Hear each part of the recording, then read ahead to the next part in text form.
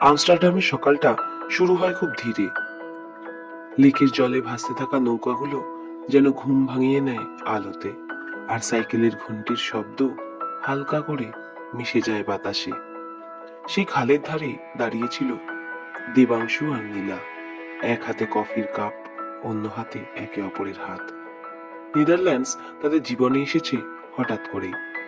নতুন কাজ, নতুন দেশ, নতুন ভাষা, সবকিছুর ভিড়ে তারা নিজেদের জন্য সময় বের করতে শিখছিল আবার নতুন করে। এখানকার সকালগুলো অদ্ভুত শান্ত। নীলা বলল, শহরটা কথা বলে খুব কম, কিন্তু বোঝায় অনেক। দেবাংশু হেসে বলল, ঠিক আমাদের মতো হয়ে যাচ্ছে। দুজনেই জানতো এই শান্তির পেছনে কতটা পরিশ্রম, কতটা মানিয়ে নেওয়া। শহরের নিয়মের মতোই তাদের সম্পর্ক ধীরে স্থিরভাবে এগোচ্ছিল। লেকের ধারে হাঁটতে হাঁটতে তারা একটা ছোট্ট সেতুতে এসে দাঁড়ালো। জলের ওপর আকাশের প্রতিবিম্ব, মেঘ আর রোদ মিলেমিশে একাকার। দেবাংশু নীলার দিকে তাকালো। ঠান্ডা বাতাসে তার গাল লাল হয়ে গেছে, চুলগুলো উঠছে এলোমেলো। মনে আছে? দেবাংশু বলল, বিয়ের প্রথম বছরে আমরা ভাবতাম ভালোবাসা মানে সবসময় উত্তেজনা। নীলা হালকা হাসলো, আর এখন বুঝি ভালোবাসা মানে একসঙ্গে নীরব থাকা। সেতুর রেলিং এ হেলান দিয়ে তারা চুপ করে রইল কিছুক্ষণ।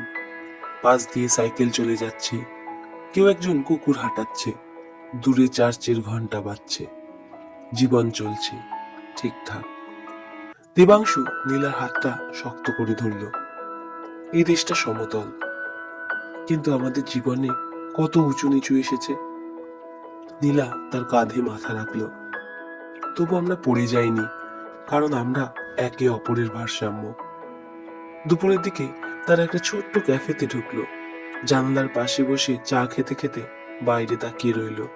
কাচের ওপারে বৃষ্টি নামছে হালকা, লেকের জল আরো গাঢ় হয়ে উঠেছে।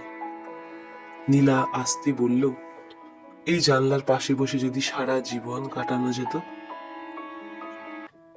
দিবাংশু তার হাতের ওপর হাত রাখলো, বলল, জায়গা বদলাবে, তাহলে এই মুহূর্তটা আমাদের সঙ্গেই থাকবে।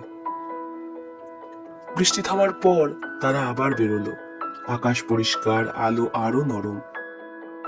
ভালোবাসা মানে প্রতিদিন একে অপরকে বিছে নেওয়া, ঠিক যেমন প্রতিদিন সূর্য উঠে আসে লেকের জলে নতুন আলো ফেলতে। সন্ধেটা নেমে এলে আমস্টারডামের আলো বদলে গেল। দিনের নরম রোদ সরে গিয়ে খালের জলে জ্বলে উঠল হলুদ আর কমলা লণ্ঠনের প্রতিবিম্ব। দেবাংশু আর নীলা হাঁটছিল ধীরে। কোনো গন্তব্য নেই, শুধু একসঙ্গে থাকার অভ্যাস। একটা পুরনো রাস্তার কোণে তারা থামলো। সামনে ছোট্ট একটা বইয়ের দোকান, জানলার ভেতরে উষ্ণ আলো। কাছে হাত দিয়ে নীলা বলল, দেখো, বইয়ের গন্ধটা এখান থেকেও বোঝা যাচ্ছে। দেবাংশু হেসে দরজা খুলে দিল। ভেতরে ঢুকতেই কাগজ আর কাঠের মিশ্র গন্ধ, নীরবতার মধ্যে পাতা উল্টানোর শব্দ। নীলা একটা কবিতার বই তুলে নিল, ডাচ ভাষায় লেখা। সব বুঝতে পারবো না, সে বলল, তবু ভালো লাগছে। দেবাংশু বইটা উল্টে প্রথম পাতায় তাকালো। সব ভাষা না বুঝলেও অনুভূতি তো একই। সে বলল, ঠিক আমাদের মতো, সবসময় কথা না বললেও বোঝা যায়। দোকান থেকে বেরিয়ে তারা আবার লেকের ধারে এলো। বাতাস ঠান্ডা হয়ে এসেছে। দেবাংশু নীলার কাঁধে স্কার্ফটা জড়িয়ে দিল। সেই ছোট্ট যত্নে নীলার বুকটা হালকা হয়ে গেল। মনে হচ্ছে আমরা আবার নতুন করে শুরু করছি, নীলা আসতে বলল, এই দেশে, এই শহরে।